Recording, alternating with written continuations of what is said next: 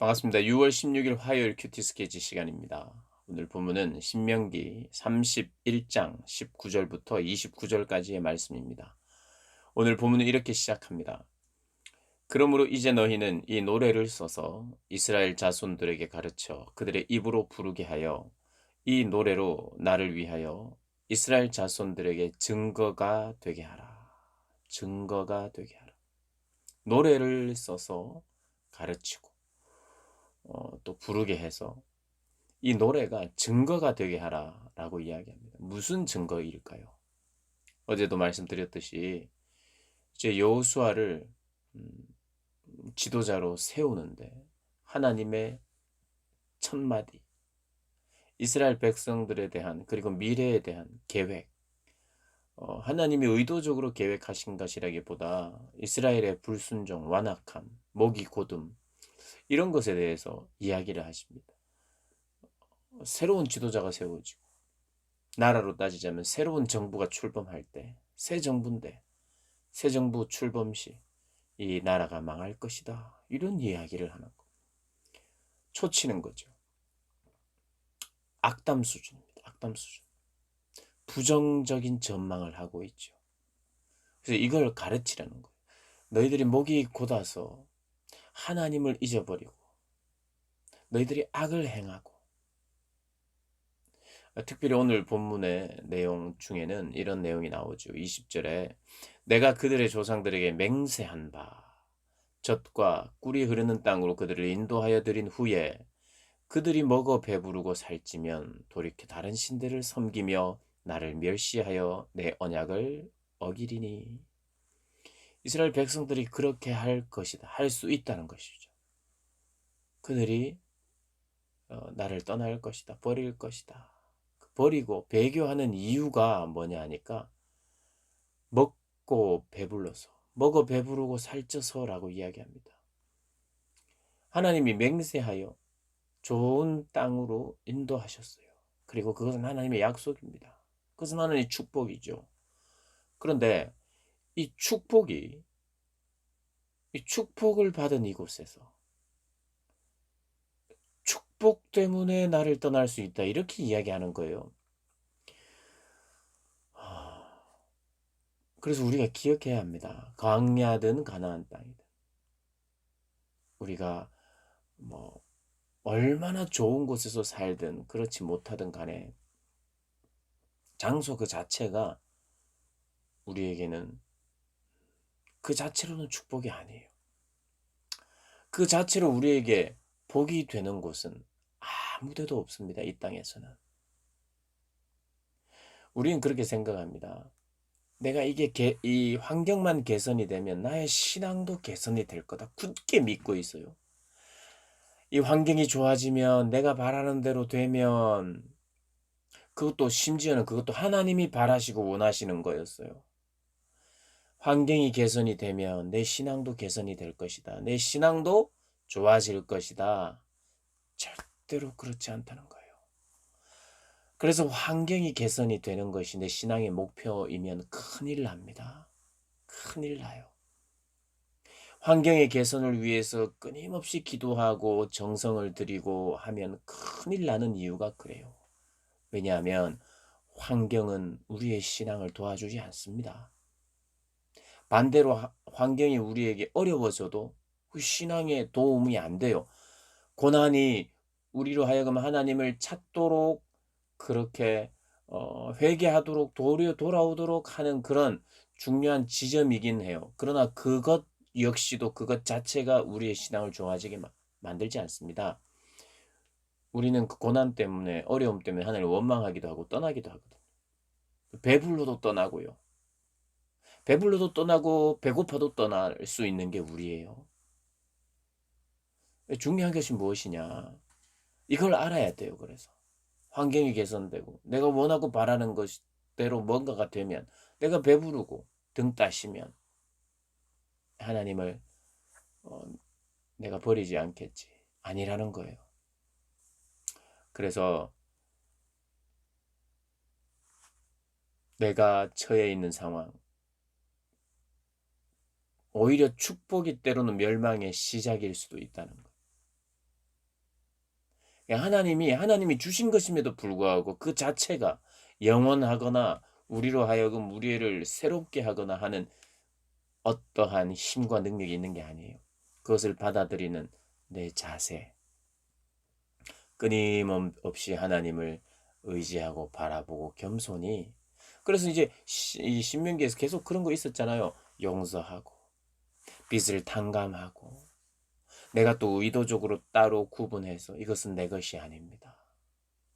하나님만 바라보고 의지하도록 하는 그런 여러 가지 방편들을 우리에게 주고 계셨어요. 그런데 거기에 불순종하기 시작하자 배가 먹고 배가 부르고 살이 쪄서 악을 행하고 하나님을 떠난다는 거예요. 그래서 이걸 가르치는 거예요. 여호수아에게, 모세에게, 그리고 새로운 지도자에게 이걸 가르쳐 주는 거예요. 그래서 부정적인 전망을 하고 있어요. 악담을 하고 있는 거예요. 어떻게 보면 하나님의 백성, 하나님의 자녀들을 대상으로 여호수아에게도 악담 수준입니다. 근데 정말 기억해야 돼요. 인간이란 그럴 수밖에 없는 이 악함과 연약함을 가지고 있다는 거. 이거 모르고 지도했다가는 큰일 난다는 거예요. 이거 모르고 나 자신도 마찬가지고 이스라엘 백성들도 마찬가지고 뭐 정말 뭐 오매불망 원하던 것이 이루어지면 자동적으로 신앙이 좋아지는 거 아니에요. 그거 알고 시작하라는 거예요. 축복의 자리에서 망할 수 있다는 거 그거 알고 지금 시작해야 된다. 이거 말하고 있어요. 그래서 노래를 지어라. 노래를 만들어라. 찬양하게 하라는 거예요. 이제 32장부터 찬양의 내용이 나오는데 이 찬양에는요. 하나님을 인정하고 바라보고 하나님의 성품을 높이는 것이 있어요. 그것이 찬양입니다. 그래서 우리는 찬양해야 돼요. 그리고 막 자발적으로 하나님 찬양이 될 때도 있어요. 하나님 감사해요. 하나님 높으심을 찬양할 때도 있어요. 근데 우리가 찬양하면 어떻게 됩니까? 때로는 내가 잊었던 것을 기억나게 합니다. 하나님은 완전하시지. 하나님 공급자시지. 그러면서 하나님을 기억하기 시작하고 내가 회개하기 시작하죠. 공급자이신 하나님, 나 인도자이신 하나님, 선하신 하나님인데 내가 왜 내 삶을 선하게 보지 못하고 회개도 하고 감사도 있고 그런 찬양이 그런 거예요. 그래서 그렇게 하라는 거예요. 나를 돌아보라는 거예요. 그런데 오늘 참 안타깝게도 그 찬양의 그 좋은 찬양의 어떤 이유들 중에 오늘은 그 노래, 그 찬양이 증거 제시용으로 오늘 지어진다는 거예요. 뭐냐 하면은 노래를 써서 이스라엘 자손들에게 가르쳐 그들의 입으로 부르게 하여 이 노래로 나를 위하여 이스라엘 자손들에게 증거가 되게 하라. 내가 이랬지 않느냐. 이랬고 너희들이 배가 부르면 하나님을 떠날 수 있고 축복의 땅에서 멸망을 받을 수 있다는 거 이걸 계속 노래하라는 거예요. 하나님은 선하시고 위대하시고 하나님은 보호자고 인도자시고 그런데 우리가 악을 행할 수 있고 복된 자리에서 하나님을 잊을 수 있고 그래서 우리가 징계를 받을 수 있다는 것 노래하라는 거예요. 그래서 나중에 자녀 세대에 나중에 하나님이 이미 가르쳤다. 이게 증거다. 우리가 입술로 계속해서 기억하면서 불렀던 이 찬양대로 이 노래대로 되었구나. 증거 자료로 채택을 하라는 거예요. 증거가 되겠다. 그리고 오늘 율법책에 대한 이야기도 있는데요. 모세가 여호와의 언약궤 이 언약궤 매는 레위 사람들에게 명령하여 이르되 이 율법책을 가져다가 하나님의 말씀 가져다가 너희 하나님 여호와의 언약궤 옆에 두어서 너희에게 증거가 되게 하라. 어떤 증거? 하나님에 대한 하나님의 약속에 대한 증거. 하나님이 예전부터 이렇게 말씀해 오신 말씀이다. 약속하신 것이다. 복이 있을 것이라고 말했다. 순종하면 그런데 불순종하면 너희들은 망할 것이다. 너희들은 포로로 끌려갈 것이다. 이런 증거로 말씀이 필요하다. 이 율법책이 증거로만 사용되어서는 안 됩니다. 이 노래와 찬양도 증거로만 사용되어서는 안 되지만 하나님께서 그렇게 말씀하시는 거예요. 너희가 나중에 악을 행하고 또 반복하고 잊어버릴 때 그러나 너희들이 망할 때 망해갈 때 이 노래가 기억되고 이 찬양이 기억되면서 너희들이 깊이 인정하라는 거예요. 인정. 정말 그렇구나. 그리고 깨달으면 돌아오라는 거예요. 그래서 오늘 이 이야기하는 거예요. 이 율법책을 증거로 두고 이 노래를 증거로 두어서 너희들이 결국에는 돌아올 수 있도록 하나님이 길을 내고 계십니다. 그러니 이것은 참 이해하기가 어렵지만 여호수아에게 벌써 뒷문을 열어놓고 있어요. 뭐냐? 이 뒷문을 열어놓다. 우리가 빠져나갈 구멍을 마련하고 있어. 돌아올 문을 지금 준비하고 있다는 거예요. 증거로 삼아서. 너희들이 노래하고 율법을 기억하고 그럼에도 불구하고 너희들이 넘어졌을 때 망했을 때 다시 기억하고 돌아오면 내가 받겠다는 거.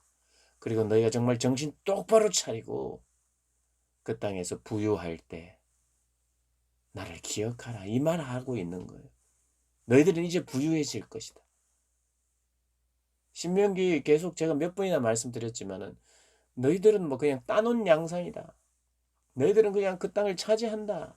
내가 걱정되는 것은 그 땅에서 너희들이 불순종할 것이 걱정된다. 이 말씀 하시는 게 대부분이에요.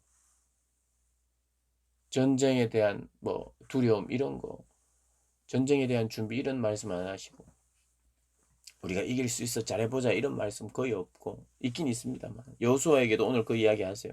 너는 강하고 담대하라. 내가 너와 함께 하겠다. 대적을 물리쳐 주겠다. 이 말씀 하십니다. 함께 하십니다만은 강조점은요.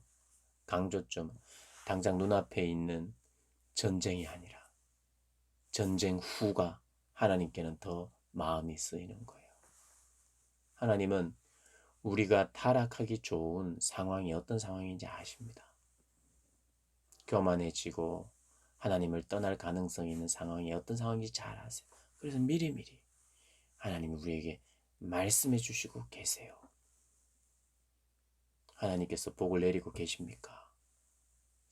참 나는 내가 이렇게 봐도 하나님의 환경들을 열어주신다 생각하는 사람이 있습니까? 그때 내 신앙을 돌아보셔야 됩니다. 환경 때문에 신앙은 좋아지는 법이 없습니다. 잠깐 자극은 되지만 동기는 되지만 어제도 말씀드렸듯이 계속해서 겸손하게 하나님을 의지하고 성경을 공부하고 성경 공부해야 되고 오늘은 노래 많이 외워야 돼요.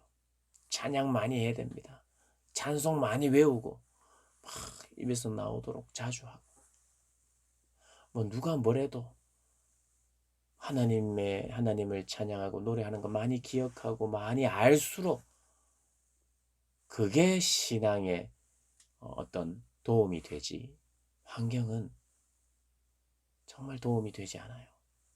성경은 신구약 다 통틀어서 환경이 우리의 신앙을 도와줬다. 그런 건 동의하지 않습니다.